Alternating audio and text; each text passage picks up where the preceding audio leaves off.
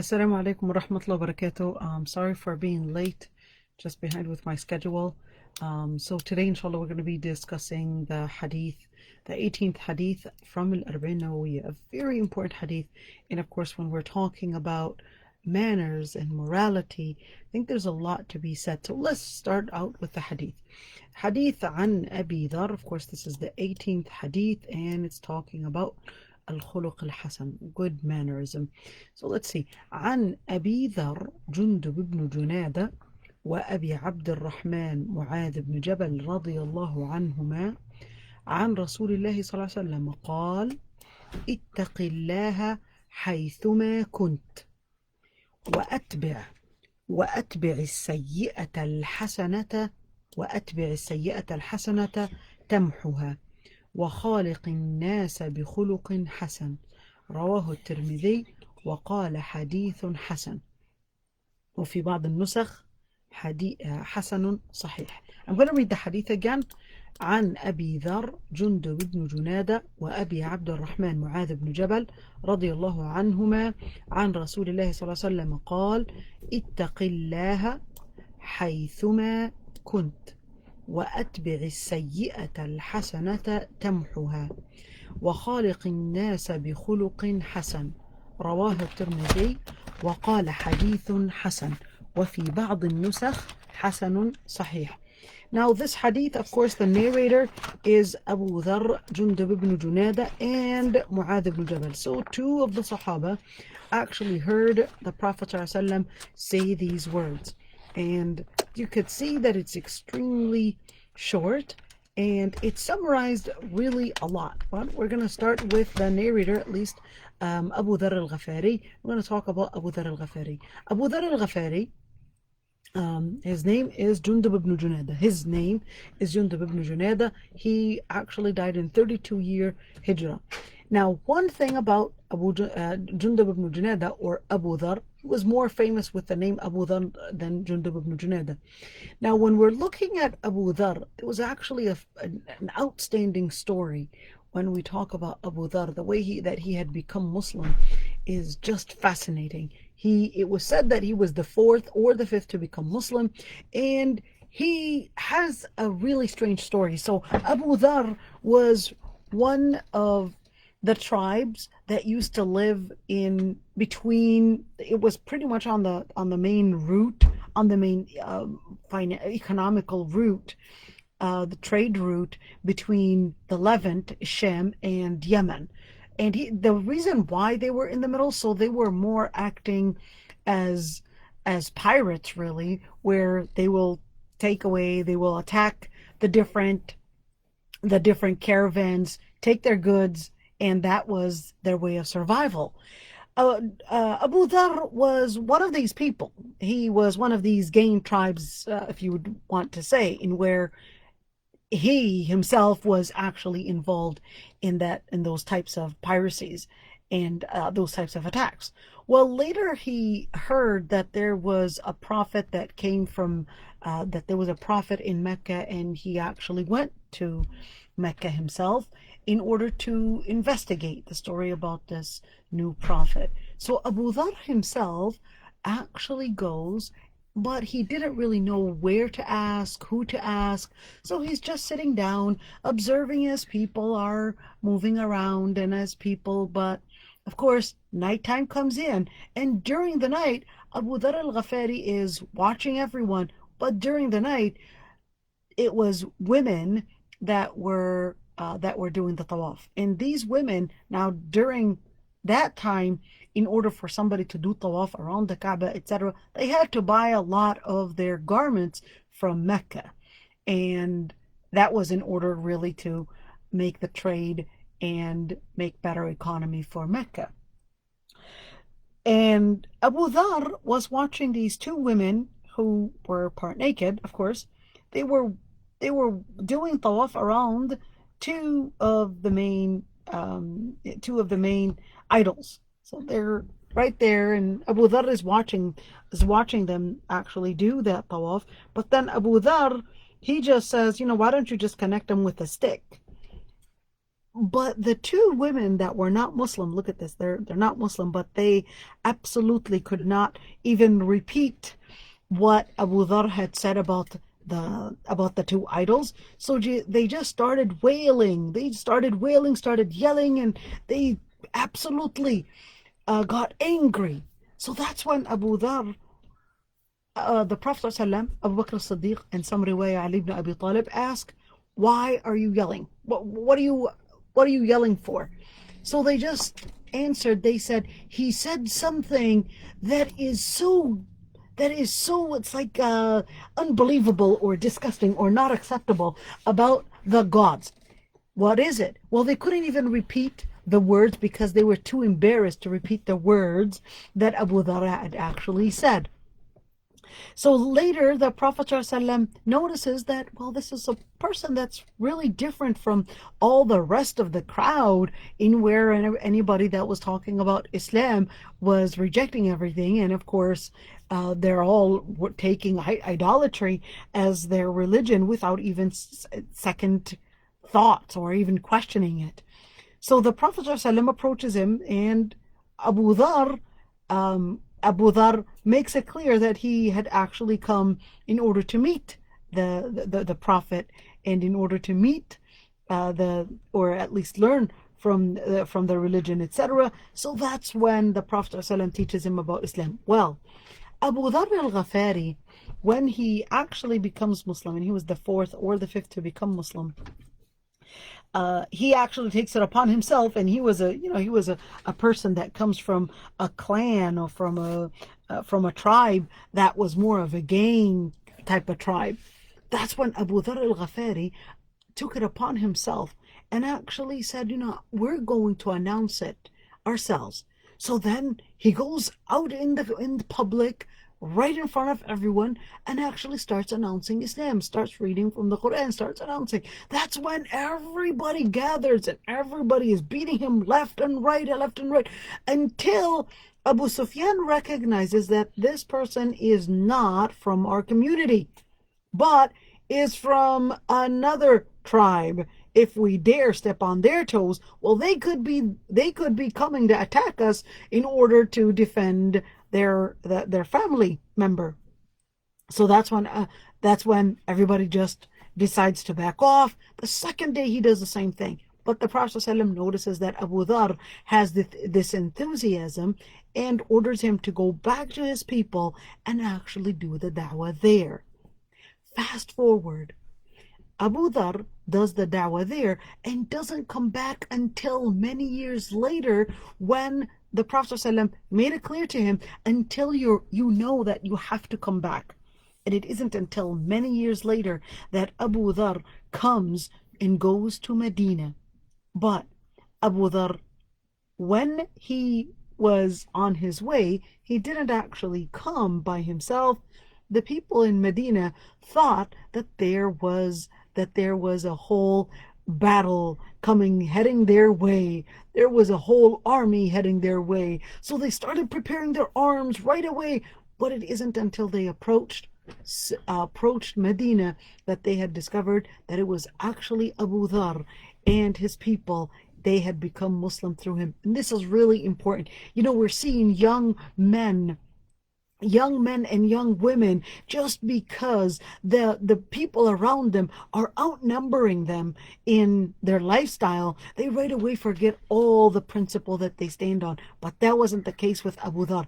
Abu Dhar, he was standing firm, even though he was the only Muslim then in that community or in his own tribe. But he managed to actually continue his da'wah and managed to convert the tribe, and actually later bring them with him. He could have been like any other young man, in where he just wants to live his life and move on with his life, but that was not Abu Dhar. He was a man with a mission.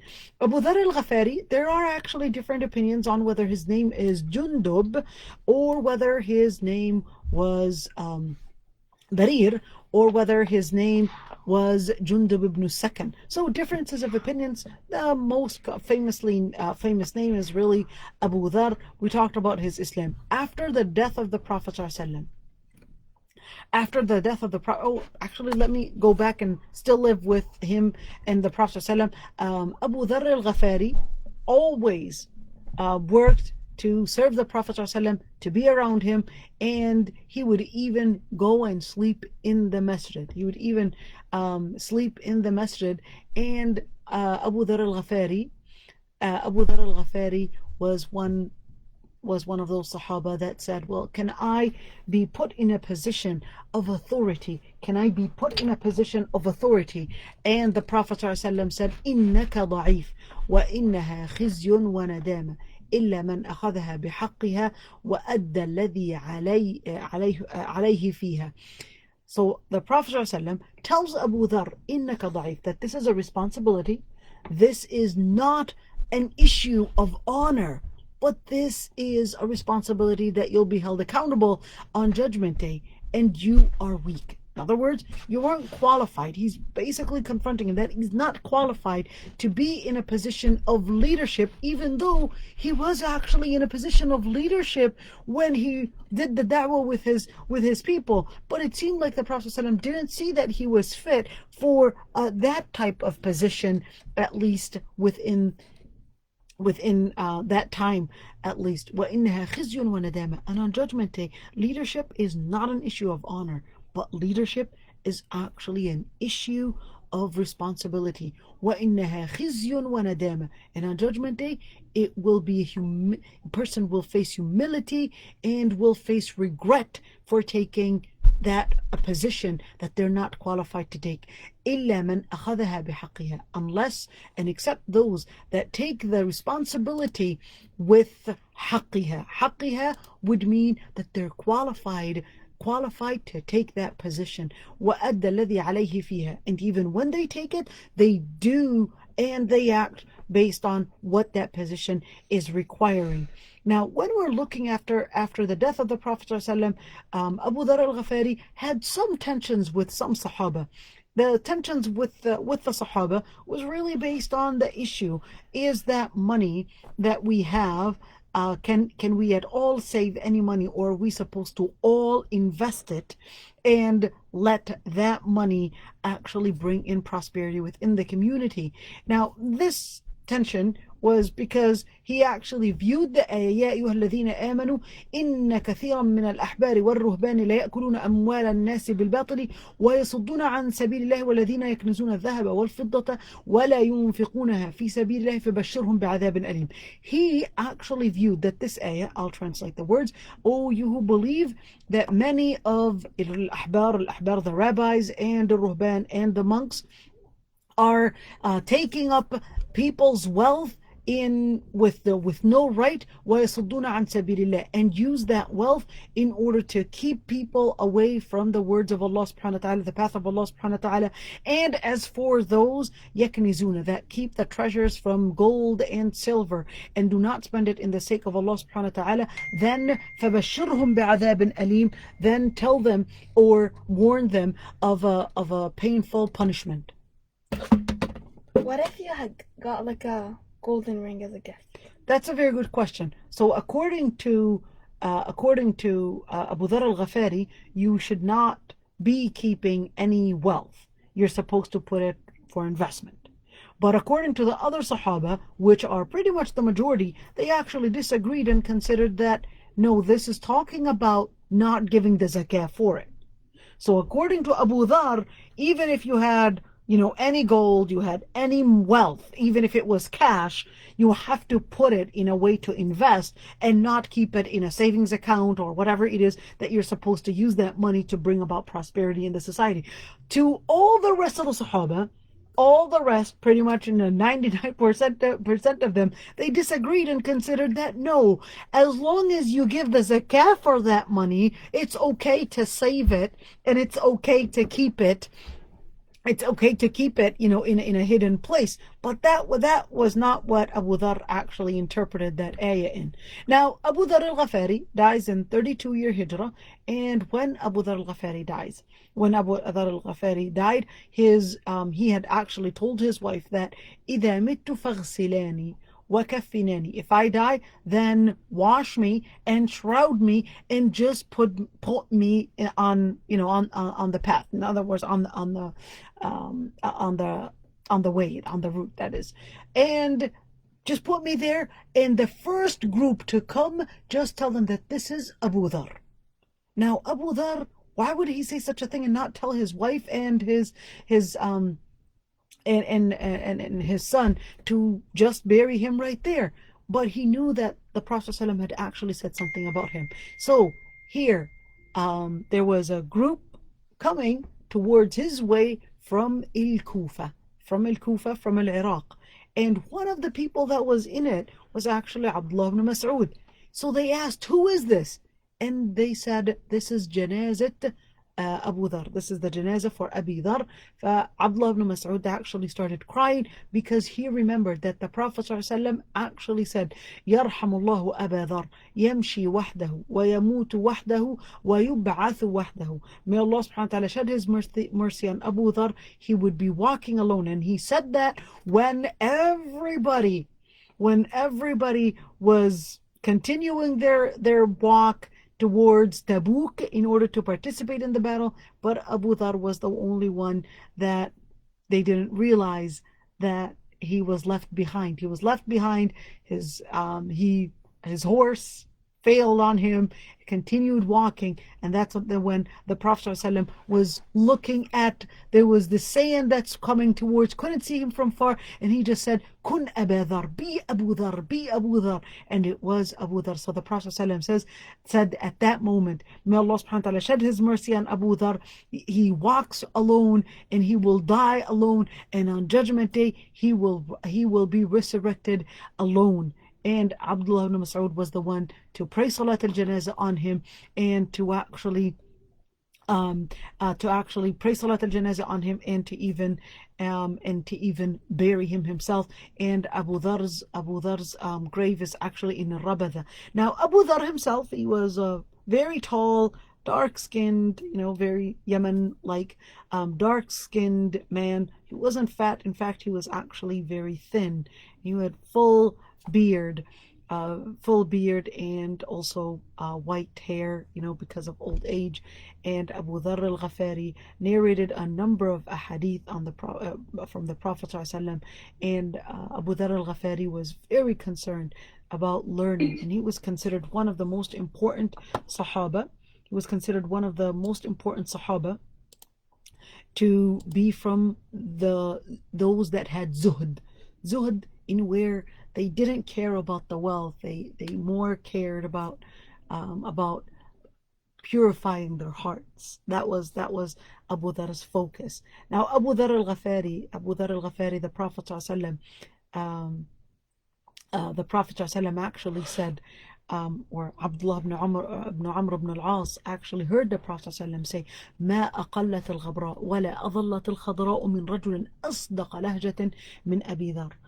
The Prophet ﷺ, Abdullah ibn Amr ibn al-As, heard the Prophet ﷺ say that ما أقلت الغبراء, the earth did not carry anyone, and the sky did not lay its shadow or did not cover anybody, any man, أصدق لهجة, anybody that is more, أصدق لهجة is like the person that is very firm in saying what is haqq, from Abu Dharr al-Ghafari. أصدق لهجة من أبي ذر. He was very firm. He will say what is haqq regardless, did not care how people perceived him, did not care what others thought. He will say the truth and will not be afraid. He will say the truth and not mind how others might actually repel away or relate to him. Now this is Abu Dharr al-Ghafari. Looking at the hadith, اتق الله حيثما كنت وأتبع السيئة الحسنة تمحها. اتق الله حيثما كنت. اتقي would mean that the person is supposed to practice taqwa. So this is an order. Have taqwa. Anywhere that you are in. Have taqwa anywhere that you're in. حيثما كنت. حيثما meaning in every single corner, everywhere, regardless of the place, regardless of time, حيثما, regardless of place, regardless of time, wherever you are, then practice taqwa. Practice taqwa. وَأَتْبِعِ السَّيِّئَةَ الْحَسَنَةَ تَمْحُهَا. And follow the bad deed, in other words, the sin, with a hasana. وَأَتْبِعِ السَّيِّئَةَ الْحَسَنَةَ تَمْحُهَا, to erase it.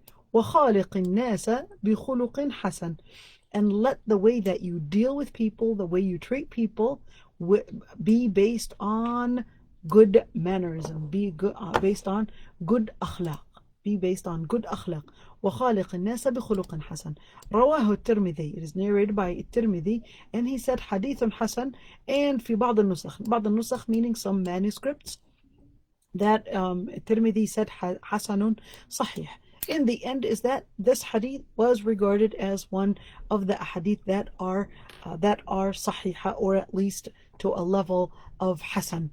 The difference between a hadith hasan and a hadith sahih is that the wording of the hadith hasan from the narrators may not be as fully accurate as a hadith sahih, but all the narrators are actually authentic narrators. Now, a number of things to talk about here. اتق الله حيثما كنت. When we're talking about اتق الله حيثما كنت, we're actually talking about taqwa. So, what is taqwa? Taqwa is in one, فعل الواجبات وترك المحرمات. Taqwa is in فعل الواجبات. So when we're talking about taqwa, it's actually involving doing something. So you're doing a certain action and you're leaving another. فعل الواجبات and ترك المحرمات. You're leaving all that. Now the other part of taqwa is simply doing the mubah. But here's one thing. When we're talking about mubah, the Sahaba used to say that we used to leave some things that were regarded as mubah, meaning they're regarded as permissible, just because they knew or had a feeling that, at least to them, that it was something that may lead to something that is haram. So they would leave even something that could be mubah or permissible, just because they felt that that might lead to haram in their particular situation. And when we're talking about taqwa, taqwa is at actually different levels. There are three different levels for taqwa. The first taqwa is leaving or abstaining kufr. Is leaving kufr, leaving anything that leads to denying Allah subhanahu wa ta'ala, or the path of those that are within that lifestyle. And this is really important, because the Prophet ﷺ says, whoever adds any number to any group of people, then you have become part of them. مَنْ كَثْرَ سَوَادَ قَوْمٍ فَهُوَ مِنْهُمْ. And that is why where the Prophet ﷺ, even when it comes to, we're talking about imitating or acting like a group of people, the Prophet ﷺ, for example, in the hadith where the Prophet ﷺ says, لَعَنَ اللَّهُ النَّامِسَ وَالْمُتَنَمِّسَ وَالْفَالِجَ وَالْمُتَفَلِّجَ, the Prophet ﷺ will actually said in the hadith that Allah subhanahu wa ta'ala had cursed النَّامِسَ وَالْمُتَنَمِّسَ, the women that, shape or do certain things with their facial hair, or the shaping eyebrows, whatever, the different opinions between scholars on that.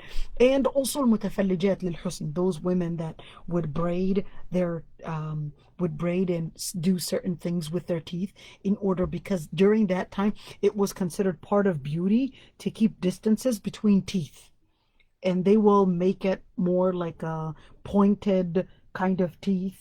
In some cultures they still consider that as beauty.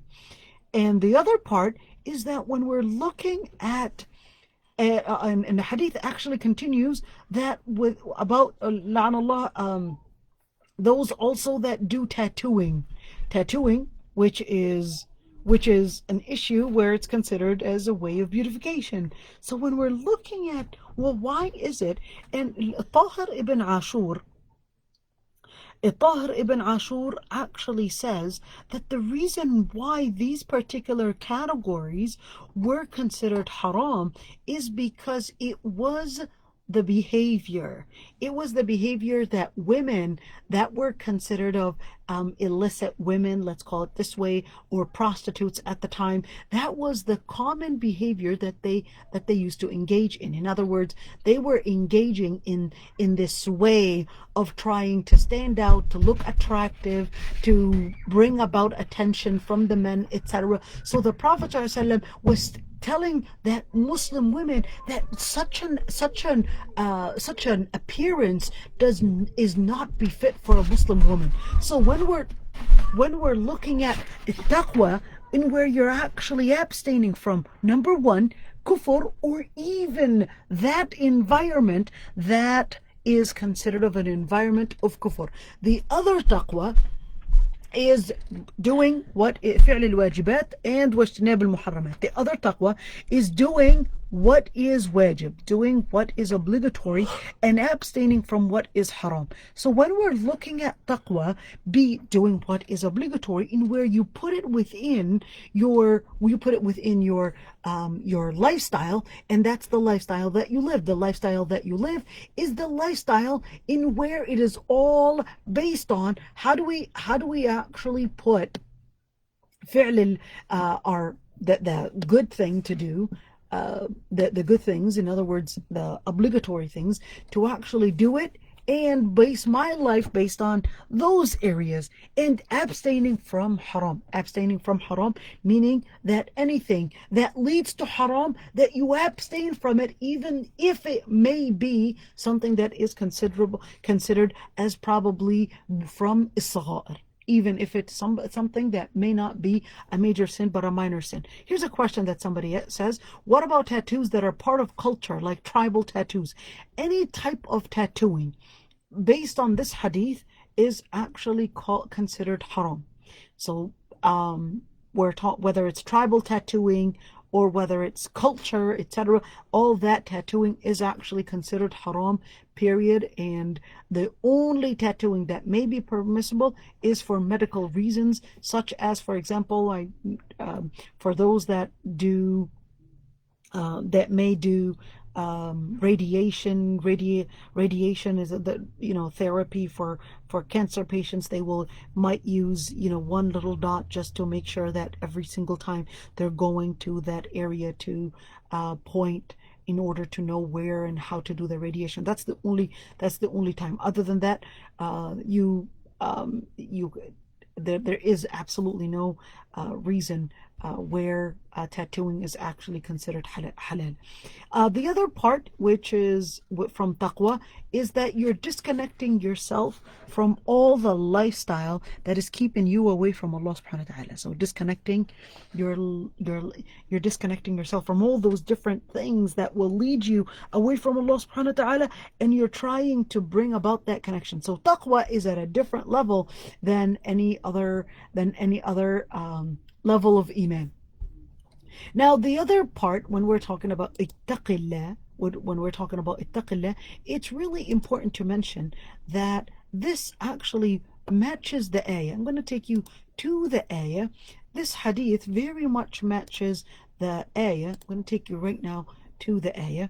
وَسَارِعُوا إِلَى مَغْفِرَةٍ مِّن رَبِّكُمْ وَجَنَّةٍ عَرْضُهَا السَّمَاوَاتُ وَالْأَرْضُ أُعِدَّتْ لِلْمُتَّقِينَ الذين ينفقون في السراء والضراء والكاظمين الغيظ والعافين عن الناس والله يحب المحسنين والذين إذا فعلوا فاحشة أو ظلموا أنفسهم ذكروا الله فاستغفروا لذنوبهم ومن يغفر الذنوب إلا الله ولم يصروا على ما فعلوا وهم يعلمون.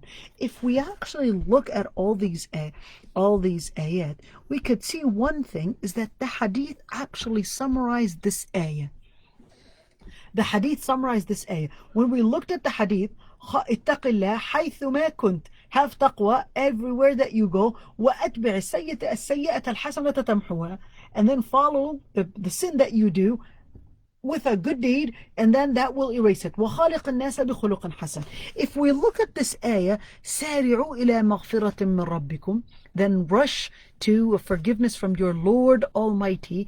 وَجَنَّةٍ عَرْضُهَا, and a Jannah that is as spacious as the skies, the heavens, and the earth, that was prepared for those that have taqwa. Notice that it's the same word. It used the same exact word. اتق الله حيثما كنت وأتبع السيئة الحسنة تمحها. Notice that it's talking about taqwa. So look at that. They're both coming together. الذين ينفقون في السراء والضراء وأتبع السيئة الحسنة تمحها. Now here أتبع السيئة الحسنة تمحها, this is actually talking, ينفقون is one way of اتباع or doing الحسنة in order to erase السيئة. So الذين ينفقون في السراء والضراء, those that spend during ease and hardship. والكاظمين الغيظ, الكاظمين الغيظ, those that keep their agonies. They keep their agonies. They don't necessarily let it go outside. Not because they have a hard feeling towards anybody, but they actually keep it inside. What do? وَالْعَافِينَ عَنِ النَّاسِ, and they forgive people. وَاللَّهُ يُحِبُّ الْمُحْسِنِينَ, and Allah subhanahu wa ta'ala adores those that are muhsineen, those that act in kindness. Act in kindness. What is the kindness? Well, the kindness is that they actually do have some feelings on the inside, but they don't let those hard feelings, that anger, be the action that determines, or be the feeling that, and the emotions that determines their action. والذين إذا فعلوا فاحشة, same thing. أتبع السيئة الحسنة تمحها.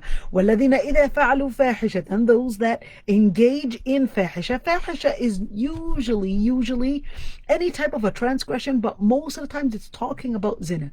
أو ظلموا أنفسهم, or those that transgress on themselves. Why did it say transgress on themselves? Well, that's because when you commit a sin, it's actually you going against your own interest. You would think that you are here feeding your own self, your own pleasure, but it's actually going against your own interest. ذكروا الله فاستغفروا لذنوبهم. Remember what the hadith was saying, that أتبع السيئة الحسنة أتبع السيئة الحسنة تمحوها. Now the ayah is clarifying it. ظلموا ذكروا الله فاستغفروا لذنوبهم. They would remember Allah subhanahu wa ta'ala. So in other words, remember Allah subhanahu wa ta'ala, whether remember Allah subhanahu wa ta'ala in dhikr, in salah, or they remember Allah subhanahu wa ta'ala in His presence. فاستغفروا لذنوبهم. Then what do they do? Well, they would seek forgiveness from Allah subhanahu wa ta'ala. And that's why the alif sin ta, every time you see alif sin ta in a word, that means there is a request. It would request Allah subhanahu wa ta'ala's forgiveness. لذنوبهم, for their sins. وَمَا يَغْفِرُ الذُّنُوبَ إِلَّا اللَّهُ. Why? And Allah subhanahu wa ta'ala is saying, and who would be the one to forgive the sins but Allah subhanahu wa ta'ala? وَلَمْ يُصِرُّوا عَلَى مَا فَعَلُوا وَهُمْ يَعْلَمُونَ. And they're not consistent. يُصِرُّوا عَلَى مَا فَعَلُوا. They don't stay on that path. They don't stay on the wrong hood. But they might have committed a sin, but one thing is that they were not determined to continue the sin that they were doing. Lam yusirru. Yusirru is like they're not constantly doing it, but it can happen once in a while that they might get off track. ما على ما فعلوا, on what they had done. وهم يعلمون. Now this is really important, because when we're talking about وخالق الناس بخلق حسن, and خالق الناس, the difference between الخلق and الخلق, the word خلق is basically the way that you were created. In other words, your outer creation. خلق is your outer creation, the creation itself. But خلق is the inner mannerism. In other words, what do you look like on the inside? So the ayah is saying خالق الناس بخلق حسن, meaning that let the inside of you also be based on the manners that Allah subhanahu wa ta'ala had determined to be in the principle. خالق الناس بخلق حسن, let even on the inside of you be based on beauty. خالق الناس بخلق حسن. Let the inside of you be based on beautiful manners. Don't only focus on the inside, because الخلق itself, your خلق, your the way الخلقة, that is the way you were created. Allah subhanahu wa ta'ala was the one that created you. That's why it's part of the sunnah that you would actually say, Allahumma hassan, hassan, hassan, khuluqi kama hassanta khalqi. That, Ya Allah, beautify my inside, beautify my manners, just as you have beautified my outside. So when we look at the khuluq, the inside, when we're talking about matching also the outside. Now, when we were looking at this ayah, we could see a number of things. Is that it's talking about number one is that ذكروا الله فاستغفروا لذنوبهم. When we're looking at akhlaq, there are a number of things that akhlaq is based on. Number one, كاظمين الغيظ is telling us akhlaq is based on sabr. It's based on patience. Not because you are feeling something, you're feeling a certain feeling, it doesn't mean that that makes it right. So when we look at akhlaq, we're talking about sabr. We're also talking about defining akhlaq. What defines an ethic? What defines morality? What defines something right or wrong? So that's why dhakarullah, that they remembered, they go back to the definition that Allah subhanahu wa ta'ala had defined mannerism in. It's not your definition, because it could easily happen that a person can justify a certain manner or justify a certain action because of a certain feeling on the inside.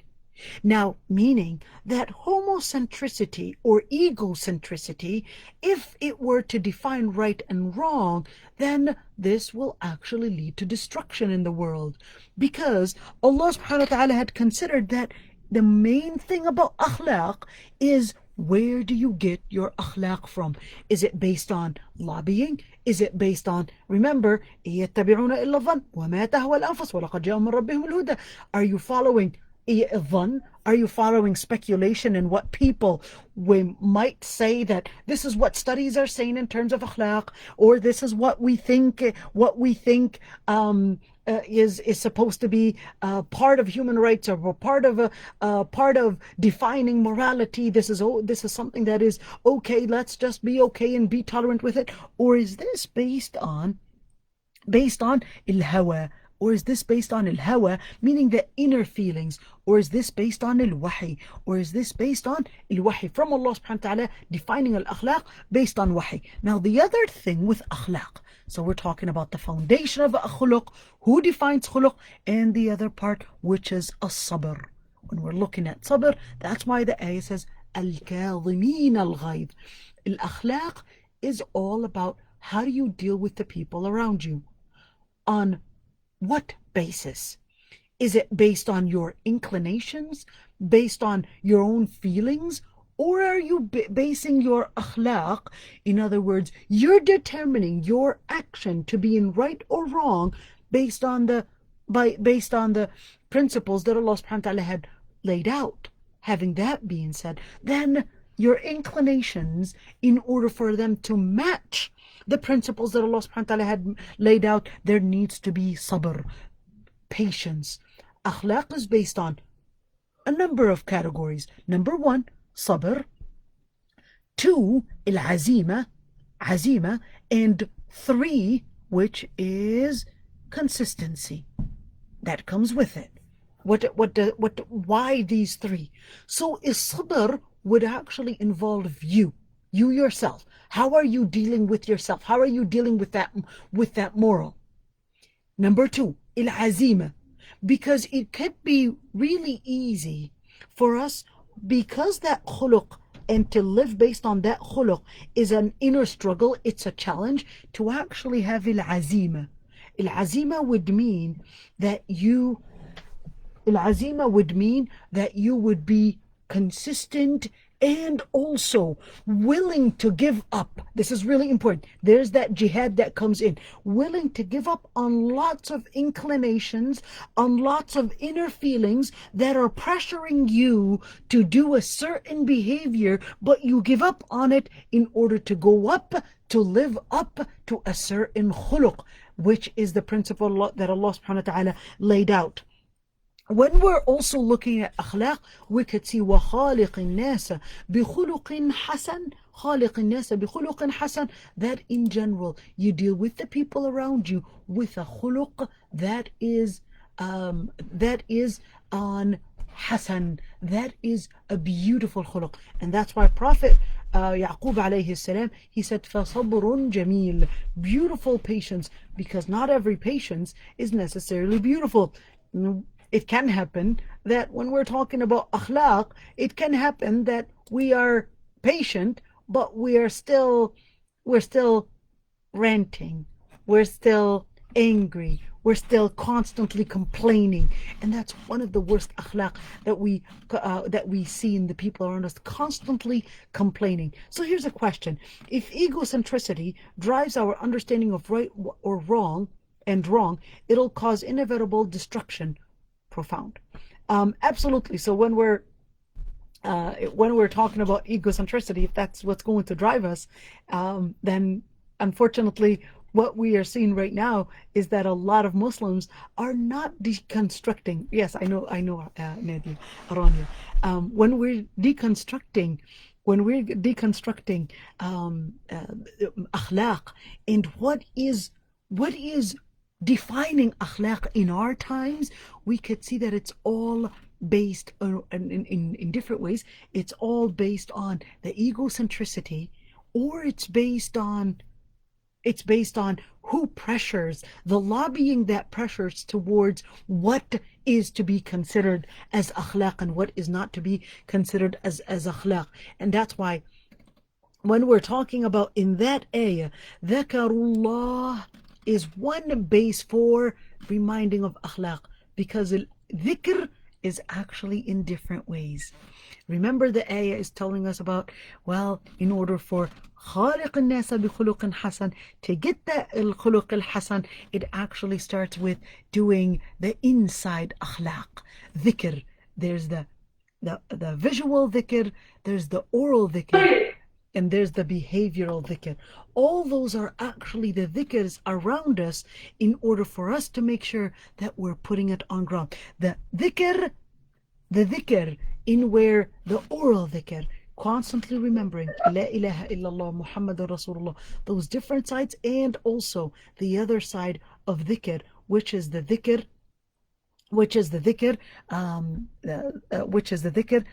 that is the visual dhikr.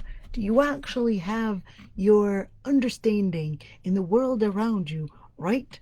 And when we're talking about visual, we're talking about how you understand the world, how you understand mannerism, how do you define the world around you. And the other type of dhikr is basically the dhikr in where how do you put things in place. And that's why you need your ilm. You need the ilm in order to see things based on what they really are. Because as humans, we could easily justify things based on our own ego. The other part, which is the behavioral dhikr. The behavioral dhikr is actually the akhlaq.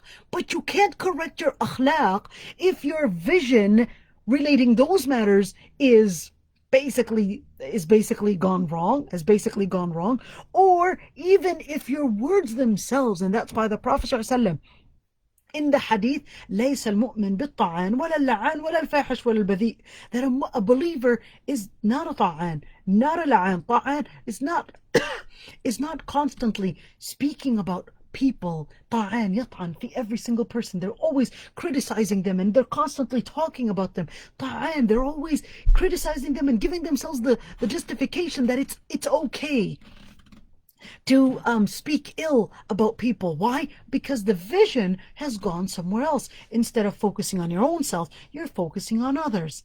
This is the reason for that constant ta'an, this constant ta'an in other people. Illa'an, somebody that's constantly damning the things around them, where they just have this negative approach to everything, where they're damning everything. They're swearing at everything around them. If it's a chair, it's everything. If they're angry, they're just using these this type of illicit language in order to express anger.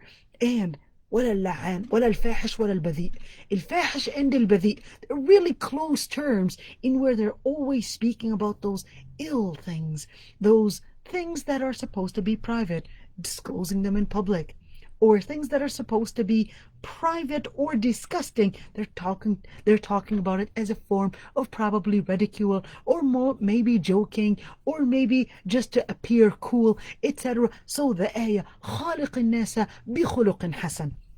If we go back to the hadith, خالق الناس, let your akhlaq with all people. خالق الناس, meaning the akhlaq with all people, let it be بخلق حسن. خالق الناس بخلق حسن, let the akhlaq with all people be based on good manners. Be based on good manners, because the second that you don't live based on looking at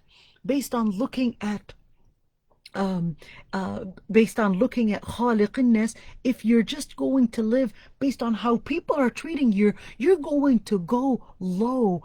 If you're going to be mean with a mean person, and rude with a rude person, and violent with a violent person, then you're going to embrace every low khuluq, every low manner. You're going to embrace it. Every low manner, it is going to be in you. And that's why the Prophet ﷺ says, خالق الناس, all the people, those that are dealing in good manners with you, and those that have distanced themselves from good manners with you. Let your manner define who you are. Let the principle define what you are, and you live based on that principle, regardless of who that person was or who that person is. خالق الناس بخلق حسن, all people, let your manners be based on that khuluq hasan, be based on the akhlaq that define you as a good person of morality, as a person that is living up to the high principles, high standards, and does not go low when people are actually going low in their akhlaq. When they're going low in their akhlaq, and if you embrace those akhlaq as well, you're not going to realize, but you have gone low in every single aspect in your dhikr. Now, really important to mention, when we're talking about taqwa and when we're talking about akhlaq, they actually go hand in hand together. They go hand in hand together, because taqwa usually falls, especially when we're dealing with people around us. Taqwa is usually that, you could consider it that test, that moment. You want to test if you have taqwa or not. Look at the way you deal with people. How are you dealing with people?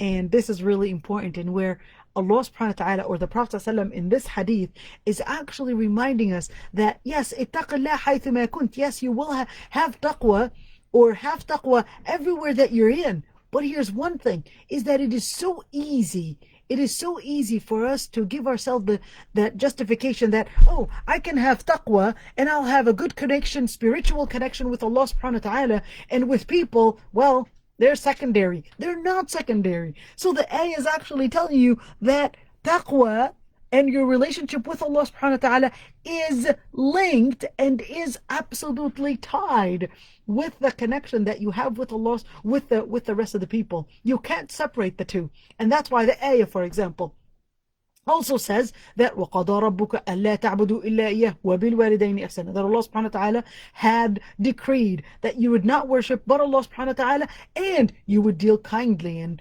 in good akhlaq with your parents. What do parents have to do with that? Well, what they have to do with it is that it is totally linked. Just like ittaqillah haythuma kunt, have that taqwa wherever you are, it is also connected with the way your relationship is with people. And that's why the Prophet ﷺ says, whoever does not thank Allah, people, is not going to be thanking Allah subhanahu wa ta'ala. Because if you couldn't even recognize what people are doing and where your position is with people, you're not going to be able to recognize it with Allah subhanahu wa ta'ala. And this is related to that. So that's why when we're looking at taqwa, as in this hadith, it is actually tense. وَأَتْبِعِ السَّيِّئَةَ الْحَسَنَةَ تَمْحُهَا. But even if you lost your taqwa, whether in dealing with people or whether in dealing with your relationship with Allah subhanahu wa ta'ala, أتبع السيئة الحسنة تمحوها. Follow every bad thing that you do. Just do a good thing. Don't give up. Don't give up and keep going. أتبع السيئة الحسنة. Follow after the bad deed, after the sin that you had committed. Well, do something good. In one of the ahadith where a man comes to the Prophet ﷺ and says that he had committed a sin. So the Prophet ﷺ said, did you pray Fajr? He said, yes, I did. I prayed Fajr. He said that this would erase that. Now this is the same thing. Don't give up when you commit a sin, but in fact, you follow it with a good deed and you will erase it. It will erase it because as humans, we always have the tendency to fall and actually do the wrong thing. It is part of our nature. In fact, there's a hadith where the Prophet ﷺ actually says, وَالَّذِي نَفْسِي بِيَدِهِ لَوْ لَمْ تُذْنِبُوا لَذَهَبَ اللَّهُ بِكُمْ. By the one that has my soul in his hand, if you did not commit sin, and Allah subhanahu wa ta'ala would have wiped you away, would have brought in a different creation, so that they would commit sin, and Allah subhanahu wa ta'ala would let them, or they would do istighfar, they would ask for forgiveness, and Allah subhanahu wa ta'ala would forgive their sins. Now, this is really important to mention. So here's a question. What advice would you give to someone who has a tendency to feel weak and fall into bad character while in the presence of some family members? You know, this is so common.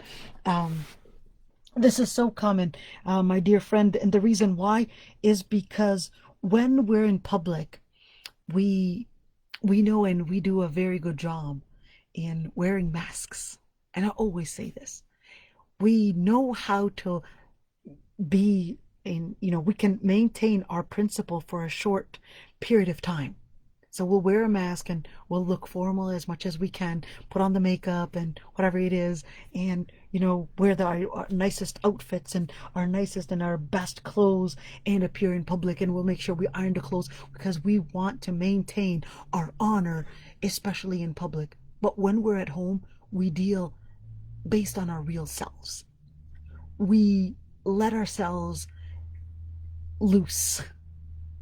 And that's why at home, it's a lot easier for our family members to pick up and to recognize our faults because we're living ourselves. We can maintain an akhlaq and we can maintain our principle. We can do our sabr. We can do our patience and live our patience for a limited time, an hour, 2, 3, 4, 5, 6. But then at home, you're living at home for longer hours than that, so your sabr is going to lose and fall apart. So that's why at home, when you're around family members, it's very common that we lose our akhlaq. And that's why it's really important to remember, أتبع السيئة الحسنة تمحوها. Follow the bad deed that you do at home with a good deed. That will erase it. That's number one. Number two, when you're at home, if it's your husband criticizing you, don't rush and think that it's just because of hate. Don't rush if your sister tells you that, you've got a bad manner here and there, you've got to change something. Don't rush and accuse her that she's just rude, she's just hateful, and think that, oh, my friends are actually better than my family members. My family members are always rude to me. My family members are always not respecting me, etc. Sometimes we actually have to look deeper. Are there behaviors a reflection of the reality of my behavior? So now we have to kind of put the mirror in front of us. Are the people around me really reflecting and they're just the mirror of what I really am, rather than accusing them of just being disrespectful? Or is it that when I'm at home, I would deal in these manners because I'm relaxed and I just do whatever I want to do. And then my family is capable of recognizing those weaknesses, those points where sometimes I just don't display it in public.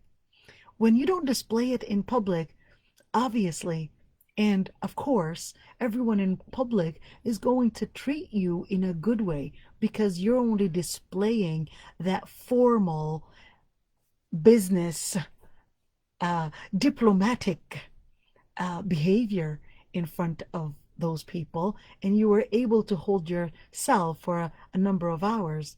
And that's why something that we have to review ourselves frequently to see, am I really wearing a mask when I go outside? Because in what Allah subhanahu wa ta'ala was teaching us is that in the end, كاظمين الغيظ عافين عن الناس, that they actually live that akhlaq at all times, when they're alone, when they're in public.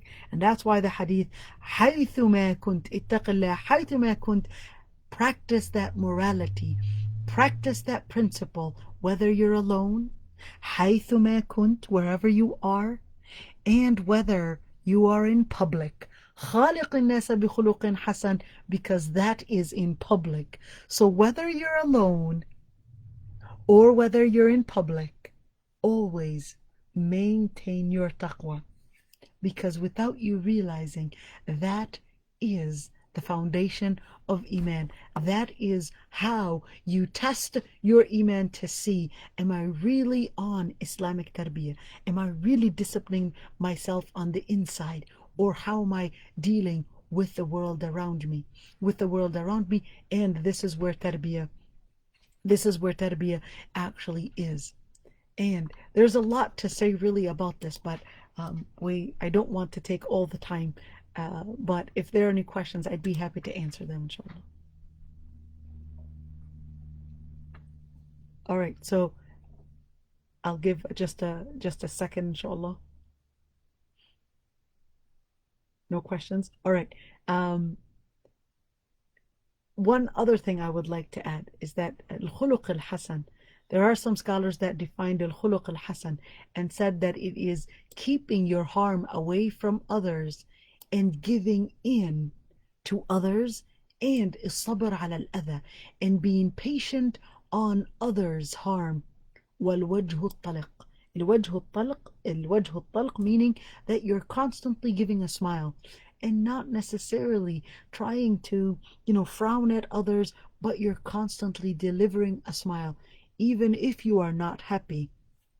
Even if you're not happy, giving a smile will even make you happy and make the people that are around you also happy, because when we're talking about akhlaq, it is about bringing in peace on the outside and peace on the inside, and making that stability in the world around us. And that's why Allah subhanahu wa ta'ala says, in dealing with those that may go low in their akhlaq, خذ العفو وأمر بالعرف وأعرض عن الجاهلين. Very, very short sentence. خذ العفو وأمر بالعرف وأعرض عن الجاهلين. Three things. خذ العفو. خذ العفو, meaning when you're dismiss, learn how to dismiss things. وأمر بالعرف, in order for what is good. وأعرض عن الجاهلين, and those that may go low in their jahiliyyah, they might use provocative words, they might harm you in their words. أعرض عن الجاهلين, just abstain, just turn around, go away, don't necessarily respond, because once you respond to that, they might, as Mark Twain said, they might actually win with their experience. They might actually win you with their experience, because they're experienced in their lowness. If you actually battle them and try to go that low, they might actually win you. And that's why أعرض عن الجاهلين, just stay away. أعرض, turn away, don't even be in that area, because the second that you go to that level, then you yourself had become one of the jahilin. And that's why the Prophet ﷺ says, للأشج عبد قيس, he says, إن فيك لخلقين يحبهم الله الحلم والأناة. The Prophet ﷺ tells Al-Ashaj, he tells him, you have two manners that Allah subhanahu wa ta'ala loves. Al-hilmu wal-ana, forbearance, and al-ana, gentleness. And when he asked, Ya Rasulullah, are they akhlaq that I disciplined myself into, or are they things that Allah subhanahu wa ta'ala had created in me? And he says, بَلْ جَبَلَكَ اللَّهُ عَلَيْهِمَا. It is in fact Allah subhanahu wa ta'ala that created them in you. Now when we look at that, we just learn that you make the change. And al-akhlaq, it can be something that you can change, and it can be something within you. But thank Allah subhanahu wa ta'ala for the good manners that are within you. And if you know that you just have a specific weakness, work on it by getting that mentorship in where you've let your focus not be on the dunya, but be on the akhirah. And that in itself is the dhikr, where you're letting your focus be on the akhirah, on the gain in the akhirah, then the gain in the dunya. And then you will inshallah be on the path to learning how to bring in that discipline. And jazakumullah khairan, everyone. And nas'al Allah subhanahu wa ta'ala to give us al-akhlaq al-hasana. There is no better thing to do than actually having al-akhlaq al-hasana. In fact, the Prophet ﷺ actually said that Allah subhanahu wa ta'ala rewards on good akhlaq, which he will not reward for any other behavior and any other action.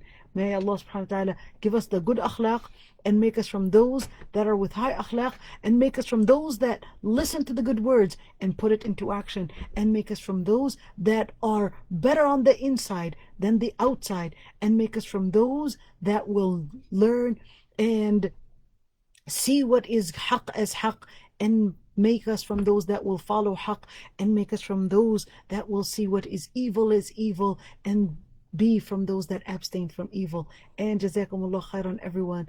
And assalamu alaikum wa rahmatullahi wa barakatuh. And this is just short about akhlaq. Next week, inshallah, we'll continue with another hadith. And the hadith, of course, is not going to be based on akhlaq that time. And this hadith is going to be relating Ya ghulam inni u'allimuka kalimat. Hadith Abdullah ibn Abbas. Next week, inshallah, a lot of details. We're going to talk about jinn as well. So stay tuned and stay safe. Assalamu alaikum.